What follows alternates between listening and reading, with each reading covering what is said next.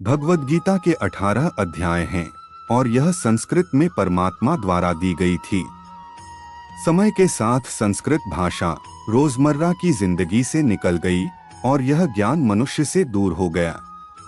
समय समय पर श्रीमद् भगवद गीता का साधारण अक्षरों में अनुवाद किया गया। इसी प्रयास को आगे बढ़ाते हुए मैं यहाँ श्रीमद् भगवद गीता संपूर्ण सार को एक आसान रूप में प्रस्तुत कर रहा हूँ। ये ज्ञान परमात्मा ने भगवान कृष्ण के द्वारा सबसे बड़े धर्मयुद्ध महाभारत की रणभूमि कुरुक्षेत्र में अर्जुन को कुछ 5000 साल पहले दिया। ये वो वक्त था जब धर्म का बार बार उल्लंघन हुआ, परमात्मा का डर मनुष्य से निकल गया। लालच की होड़ में भाई ने भाई को मारने की कोशिश की और यही नहीं, एक ब्याहता को भरी सभा में अपने बड़ों के सामने अपमानित किया गया। इससे पहले कि मनुष्य जाति धर्म युग से निकलकर पूर्ण रूप से कलयुग में जाति युद्ध की रणभूमि में युद्ध से कुछ पहले परमात्मा ने गीता भगवान कृष्ण के द्वारा मनुष्य जाति के कल्याण के लिए दी गई वर्टिकल बार। गीता परमात्मा द्वारा दी गई किताब है जो किसी एक धर्म के लिए नहीं बल्कि पूरी मनुष्य जाति के लिए है, पूरी इंसानियत के लिए है, सब आत्माओं के लिए है। क्योंकि ये आत्मा को परमात्मा के बारे में, उसकी सृष्टि के बारे में और सबसे अहम यह उन कायदों के बारे में समझाती है जिनका आत्मा को मनुष्य के रूप में हर हाल में पालन करना होगा, रक्षा करनी होगी। और इन्हीं कायदों की बुनियाद पे एक आत्मा को शरीर त्याग करने के बाद परखा जाएगा और इस परीक्षा से पास होने पे हमेशा के लिए इस जन्म और मृत्यु से मुक्ति मिलेगी। परमात्मा भगवद गीता में कहते हैं कि मैं ही सबकी शुरुआत हूँ, मैं शुरू से भी पहले था और सब खत्म होने के बाद भी रहूंगा। सब मुझ में है और मैं सब में हूँ। जो भी तुम छू सकते हो, देख सकते हो, चख सकते हो या सुन सकते वो सब मैं हूँ।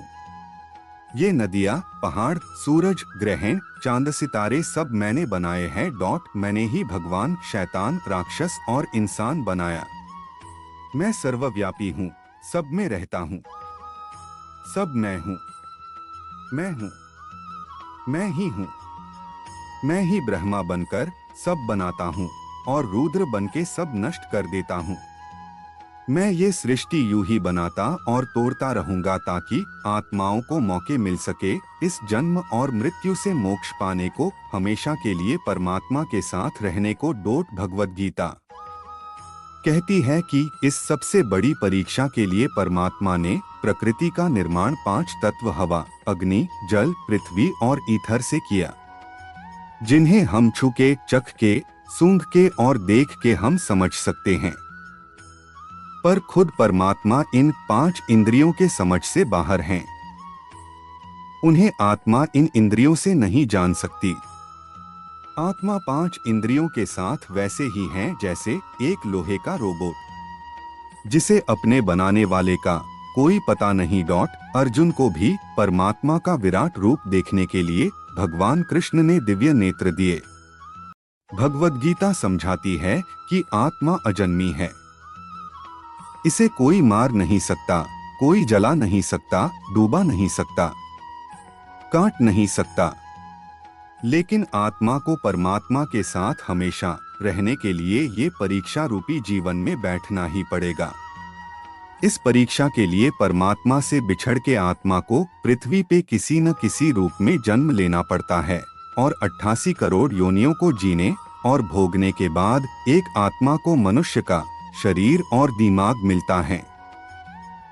इस सबसे बड़ी मर्यादाओं की परीक्षा में बैठने के लिए हर मनुष्य को इस पूरी परीक्षा के दौरान तरह तरह की अच्छी और बुरी भावनाओं की चक्रव्यूह में अपने ही भाई बहन और मित्रों के साथ डाला जाता है, जिसमें हर आत्मा को अपने अंदर के तामसिक और राजसिक अवगुणों से निकल के सात्विक जीवन में प्रवेश करने के मौके मिलते हैं।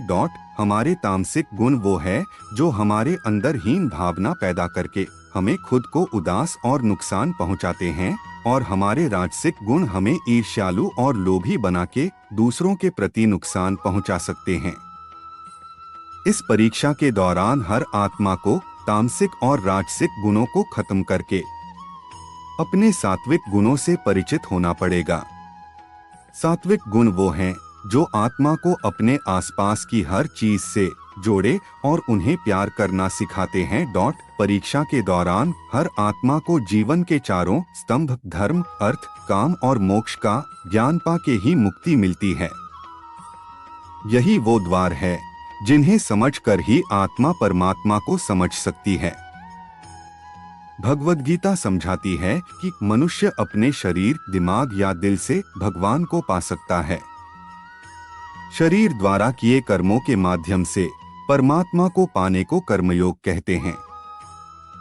ऐसे कर्म जो परमात्मा की इच्छा से हो और दूसरों के कल्याण के लिए हो। वाल्मीकि ने रामायण लिख के, श्रवण ने अपने माता पिता की सेवा और उन्हें चार धाम की यात्रा कराकर अपने कर्मों द्वारा परमात्मा को पाया। श्रीमद् भगवद गीता समझाती है कि एक आत्मा दिमाग से भी परमात्मा के साथ योग लगा सकती है। इसे राज योग कहते हैं क्योंकि दिमाग या मस्तिष्क सब इंद्रियों का राजा है। एक मनुष्य अपनी आस्था, श्वास प्रणाली, अभ्यास, साधना और तपस्या से परमात्मा को इस योग के रास्ते पा लेता है। इस योग को समझने के लिए हमें अपने अंदर की शक्तियों यानी चक्र और कुंडलिनी को समझना पड़ेगा। आत्मा मस्तिष्क से ध्यान लगाकर परमात्मा के साथ योग लगा सकती है। शंकराचार्य, स्वामी परमहंस, स्वामी विवेकानंद और उनके जैसे कई योगी इस योग के रास्ते परमात्मा के साथ संधि लगा पाए। परमात्मा भगवद गीता में कहते हैं कि अगर किसी आत्मा को धर्म ना भी समझ आए, योग न भी समझ आए, पर अगर वो मेरी शरण में आ जाए तो मैं उसके सारे पाप माफ कर देता हूँ। परमात्मा को ऐसी दिल की गहराइयों से पुकार के पाने को भक्ति योग कहते हैं। चैतन्य महाप्रभु, मीराबाई और भगवान हनुमान इस योग के सबसे बड़े उदाहरण हैं। लेकिन कभी आत्मा अपने होने का मूल कारण भूल के धर्म का उल्लंघन करे या पाप के रास्ते पर निकल जाए तो उसे ठीक करने के लिए परमात्मा को खुद किसी रूप में पृथ्वी पे जन्म लेते हैं। अगर आपको यह भगवद गीता का सार पसंद आया तो इसे औरों के साथ जरूर शेयर करें ताकि सब आत्माएं अपने यहाँ होने का मूल रूप समझ सके और इस जन्म और मृत्यु से मुक्ति पाके हमेशा परमात्मा के साथ रह सके। धन्यवाद।